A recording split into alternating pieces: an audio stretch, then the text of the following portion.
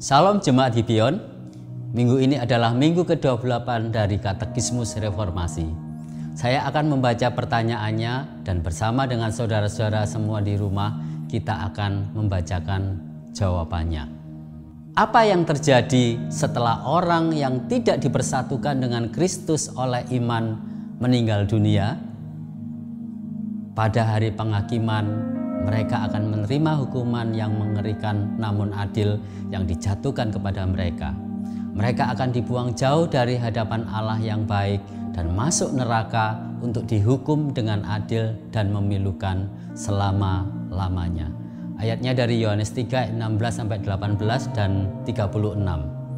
Karena begitu besar kasih Allah akan dunia ini, sehingga ia telah mengaruniakan anaknya yang tunggal, supaya setiap orang yang percaya kepadanya tidak binasa, melainkan beroleh hidup yang kekal. Sebab Allah mengutus anaknya ke dalam dunia bukan untuk menghakimi dunia, melainkan untuk menyelamatkannya oleh Dia.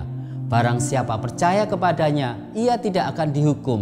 Barang siapa tidak percaya, ia telah berada di bawah hukuman, sebab ia tidak percaya dalam nama anak tunggal Allah. Barang siapa percaya kepada anak, ia beroleh hidup yang kekal. Tetapi barang siapa tidak taat kepada anak, ia tidak akan melihat hidup, melainkan murka Allah tetap ada di atasnya. Saudara-saudara, sesungguhnya pemikiran tentang neraka itu membuat semua manusia merasa tidak nyaman dan sepintas sepertinya tidak sesuai dengan apa yang kita baca di Alkitab tentang kasih dan kemurahan Allah. Namun pembicaraan tentang neraka itu adalah sesuatu yang tidak bisa kita hindari, sebab tanpa neraka maka apa yang kita ketahui tentang kasih Allah bisa menjadi meragukan. Mengapa? Pertama, Yesus, seorang yang paling penuh kasih yang pernah ada, berbicara tentang neraka lebih sering dan lebih jelas dibandingkan dengan semua penulis Alkitab. Dalam kisah yang diceritakan Yesus tentang orang kaya dan Lazarus, maka Yesus menunjukkan bahwa neraka itu sungguh-sungguh ada dan digambarkan seperti tempat pembuangan sampah yang terus-menerus dibakar api, penuh kegelapan dan kengerian. Kedua, adanya neraka menolong kita memahami akan konsekuensi dosa, yaitu maut, yang artinya keterpisahan kita dengan Allah. Sehingga di neraka tidak ada kasih, tidak ada persahabatan, tidak ada sukacita dan kelegaan, sebab semua itu hanya ada di tempat di mana ada kehadiran Allah.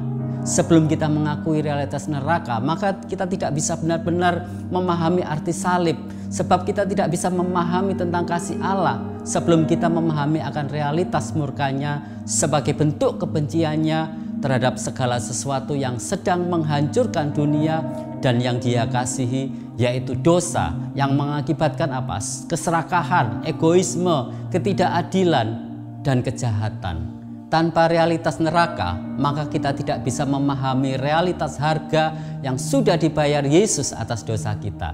Jika Anda tidak percaya tentang neraka, maka Anda tidak akan pernah tahu betapa Yesus sangat mengasihi Anda. Yang perlu kita sadari bahwa Yesus sudah mengalami neraka itu di kayu salib, di mana Dia harus mengalami keterpisahan dengan Bapa karena harus menanggung semua dosa umat manusia. Ketika Yesus kehilangan kasih Bapa yang kekal itu, maka Dia mengalami kesengsaraan, kehancuran, dan keterpisahan yang lebih mengerikan dari apapun yang akan kita alami dalam kekekalan di neraka, dan yang selayaknya kita yang harus menerimanya. Dan yang terpenting, saudara, bukanlah masalah mengapa Allah yang penuh kasih itu mengizinkan neraka, tetapi mengapa Allah mau mengalami neraka untuk kita. Dan jika Yesus Kristus mau mengalami neraka untuk kita, maka kita tahu bahwa Dia adalah betul-betul Allah yang penuh kasih. Saudara-saudara, sebelum kita sama-sama berdoa, saya memberikan kesempatan kepada kita semua untuk kita bersama-sama mengaku di hadapan Tuhan bahwa kita ini adalah orang yang berdosa dan layak menerima penghukuman neraka, tetapi oleh karena kasih dan anugerahnya Dia mau mati di kayu salib, bahkan mengalami neraka agar kita juga bisa diselamatkan. Mari kita sama-sama berdoa. Tuhan, kami sadar dan kami mengakui di hadapan-Mu bahwa kami adalah orang-orang yang seharusnya dan selayaknya patut mendapatkan hukuman karena dosa-dosa kami. Tetapi oleh karena kasih dan anugerah-Mu yang begitu besar, sehingga Engkau mau rela mati di atas kayu salib, mengalami neraka, yaitu keterpisahan dengan Allah Bapa yang penuh kasih itu, karena Engkau menanggung semua dosa-dosa kami. Sebab itu Tuhan, kami mau bersyukur untuk kasih-Mu yang luar biasa ini. Dan ajar kami Tuhan, untuk kami dapat menghargai karya keselamatan yang sudah Engkau berikan kepada kami di dalam hidup kami, sehingga hidup kami dapat memuliakan nama-Mu. Terima kasih Tuhan, hanya di dalam nama Bapa, Putra, dan Roh Kudus, di dalam nama Yesus kami sudah berdoa. Amin.